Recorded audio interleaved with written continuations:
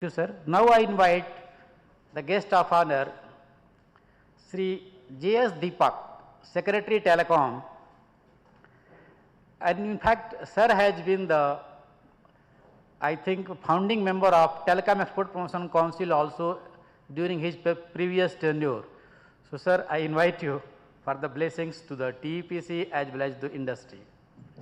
Thank you, sir.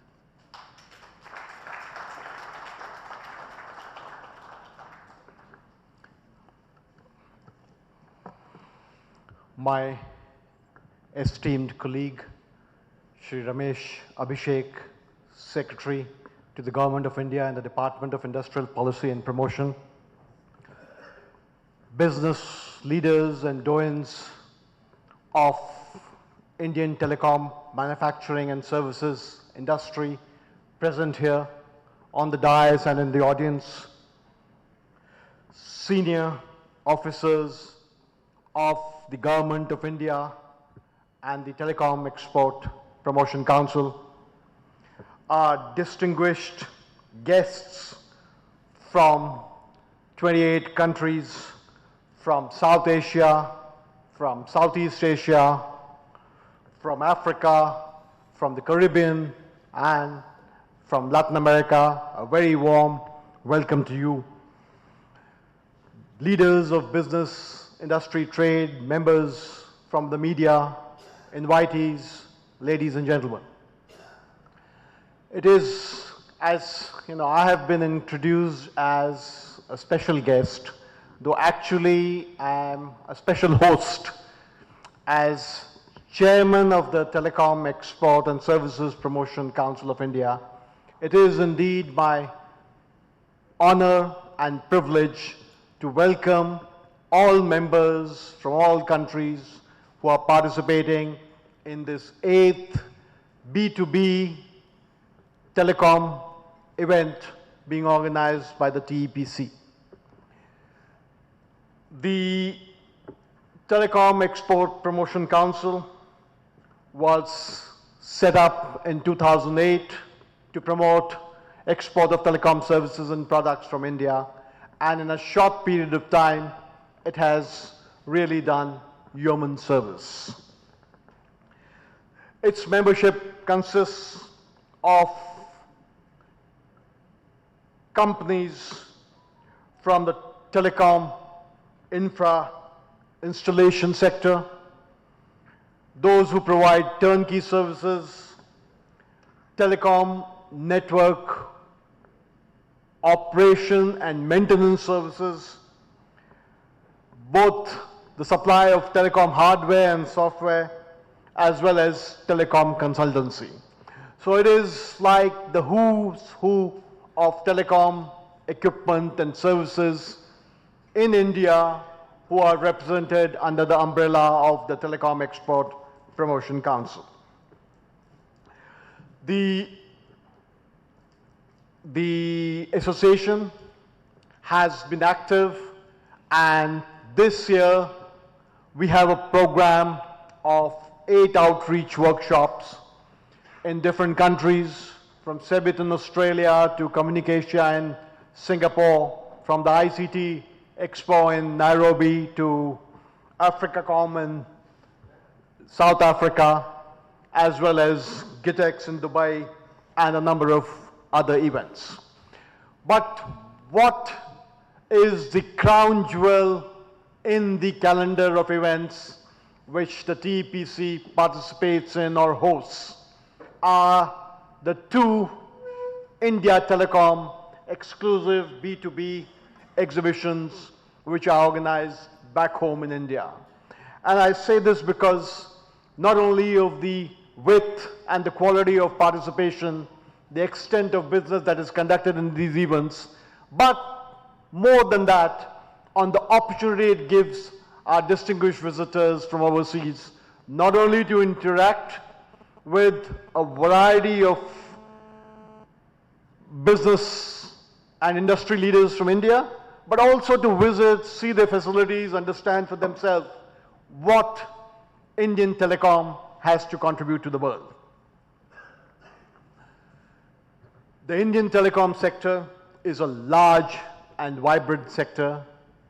To those of you who may not be very well initiated to it, it accounts for about 6% of India's GDP, has grown from 20 million phones only in 1997, and in 20 years we've crossed 1,060 million. So it's from 20 million to a billion plus in a short period of 20 years, almost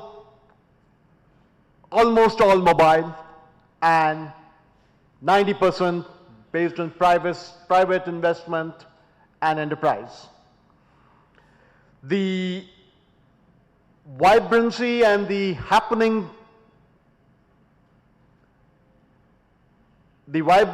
extent of happeningness of this sector can be gauged from the fact that in the last 1 month, we've had a major launch by a new telecom service provider. We have a major merger between two amongst the 6 biggest telecom companies. And today, we are in the process of conducting one of the largest spectrum auctions. So there is something happening in addition to the fact that the ICT exports from India for services and products has touched more than $110 billion, mostly to the advanced and developed countries in the world. I mention all this just to say that the telecom sector is a showcase sector, both in services and products, in the matter of good governance and regulation, in ease of doing business, as well as in foreign direct investment, as well as bringing to our citizens some of the best benefits of digital technology.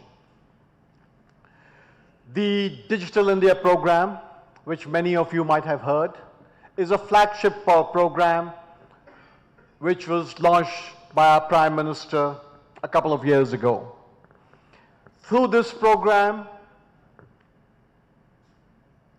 the vision is to provide for every citizen, including those in the farthest villages and rural areas, digital connectivity as an essential infrastructure.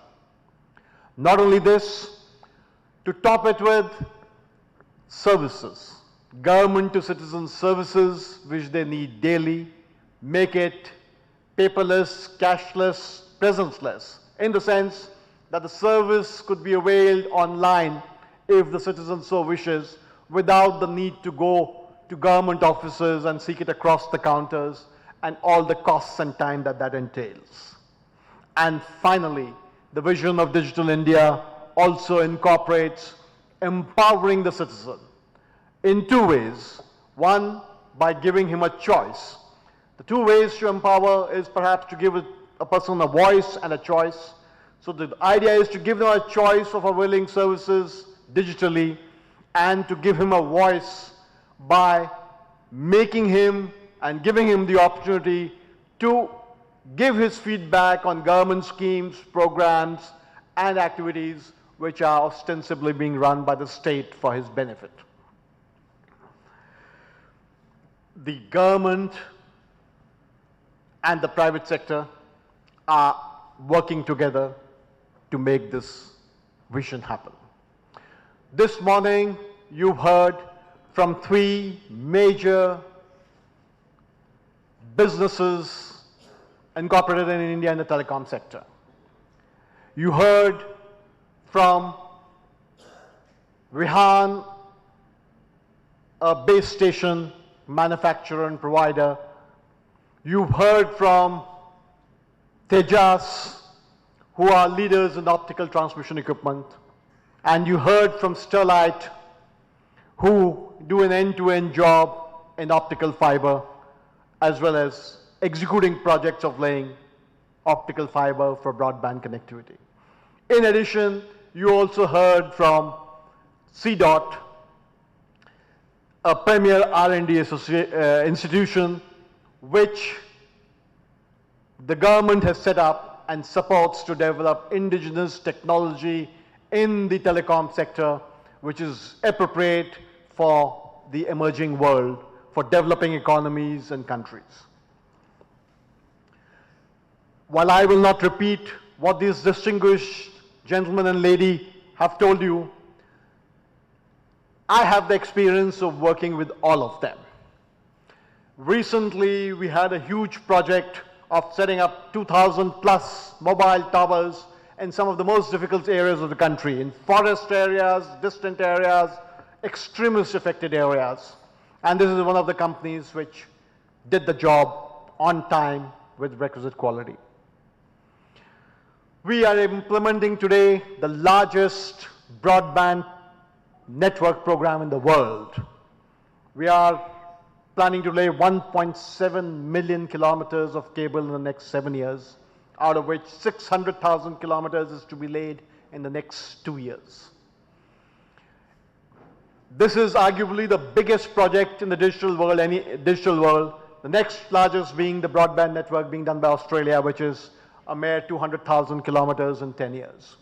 And in this project, Tejas is working with us to supply equipment, GPON equipment, which is developed and licensed by CDOT, both of whom from which you heard. And to bring in the fourth player, one of our EPC contractors for large areas for laying broadband, laying optical fiber for broadband penetration is Sterlite Industries. So what they said, you heard. Let me validate it and let me add my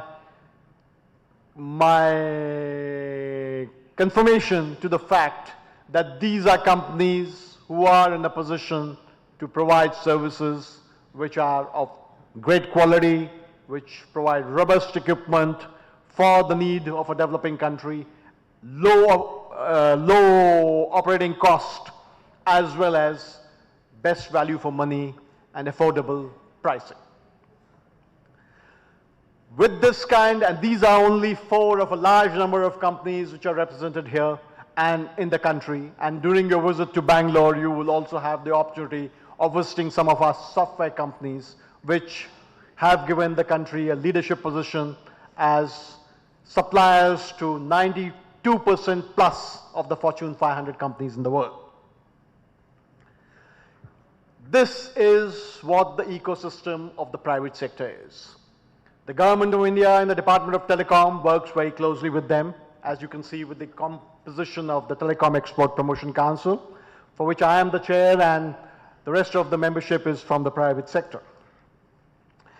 The purpose of government, as my colleague, Secretary DIPP also pointed out, is to set up a manufacturing ecosystem in the country, to make doing business simple, to make decisions quick, and to give the biggest bang for the buck for any investor in our economy, especially in the telecom sector. The government provides incentives and subsidies where infrastructure is an issue. It does participate in export promotion of products, services, solutions which our industry develops through events like this and the ones which we organize overseas. It promotes R&D through organizations like CDOT, provides incubators and startup through the effort of Secretary Ramesh Abhishek's department. And most important of all, as was also alluded to, ensures standards development so that standards and services which are required for emerging markets, which may not be provided by multinationals, for which special customized equipment might be required, is produced to those standards for rural areas, for hilly areas, for mountainous areas, as well as for forested areas, and assure and provide quality assurance by meeting those standards which the government places and monitors. We have huge R&D capacity and is in many measures a tribute to this capacity developed over the years, both in the private sector as well as in some government organizations, that in our BharatNet, the National Optical Fiber Network project, the electronics being used are all made in India. It's a huge network. It is the most prestigious program of the government. It is something which the Prime Minister is pursuing, and equipment, whether it is fiber or it is electronics, are all made in India. Having said this, let me just very briefly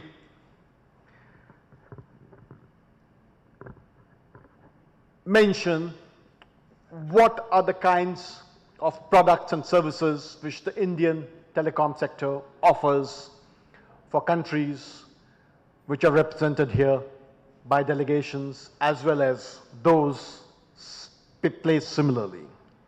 One, our products are state-of-the-art because of R&D. They are future-proof because it has the latest technologies based on modern standards which are second to none in the world. They are robust, and here is perhaps a very critical area. The products that some of our companies manufacture and which we put up in our networks, both for the defense and for commercial use, are robust in the sense that they don't require the kind of air conditioning which products often imported from multinationals do. They consume less power, have less operating expenses, and they come at affordable prices because of the scale of the Indian telecom sector. Many of you would be aware that this is scale business, and the size of the telecom sector, domestic manufacturing, preference to domestically manufactured products provides our companies with a scale which enables them to reach cost levels which make it great value for money to buyers and importers. The potential, therefore, of collaboration between Indian companies and telecom sectors, whether these are private companies, whether they're government organizations, whether they're regulators or others, is immense. As has been pointed out, this is the best time to do business in India because there's transparency, there's quickness of decision, and there is commitment to delivery of what has been promised. The day is not far when Indian telecom products start getting recognized all over the world for impeccable quality, for their affordable pricing, and create for themselves an enduring trust in this high-tech and quickly evolving sector which telecom is today. So all of this, let me sum up by saying what is the opportunity that you have, having come from 5 continents, traveled long distances. What is the opportunity you have in this exclusive B2B Expo being organized by the Telecom Export Promotion Council? Firstly, let me say that you have the opportunity to interact with a wide array of companies, clearly the who is who of Indian telecom exports and services, which will all be represented in this room, in the exhibition, or in your meetings in Bangalore on the 5th of October. Secondly, you have a variety of equipment manufacturers, system integrators, solution providers, customizers, they are all here. And many in each of these areas so that you have a choice. Thirdly, some of the offers that you get, in fact, most of the offers you will get, will involve sourcing from India world-class products in the telecom space, which have the most competitive terms. We've had a long history in the Government of India of importing telecom hardware. We still import a lot of telecom hardware. Our telecom providers, service providers do continue to import a lot of hardware. But in these areas, we have a very vibrant domestic manufacturing sector, and you will have an option of interacting with them. Fourthly, there are opportunities, as has been pointed out by Sanjay, of not only sourcing products, placing orders, but also for tying up co-production, transfer of technology, and so on and so forth. Lastly, the way telecom is growing, the march of technology is reducing the difference between telecom and IT products. Its networks are getting IPized. So it is not usually only telecom hardware, there is also software involved, and that is why this meeting has been structured in a sense that you meet the best of manufacturers here and you meet the best of software companies in Bangalore. Lastly, under the umbrella of Digital India, we are looking to make services ubiquitously available on the digital platform to our citizens. Broadband highways, telemedicine, e-education, capacity building, and partnership is something which we believe in. And all of these are here displayed. If a country is interested in building a broadband network, as I know Bangladesh and many of the CMLV countries and others are keen on. If you're interested in base stations to extend the footprint of mobile telephony, or you're looking for any other solution or system, it is all there. We have a long history of cooperating with Africa. We had the Pan-Africa project, which linked India to all the countries of the African Union dozen years back, and that still continues. And today, we have lines of credit to facilitate purchase from Indian companies with most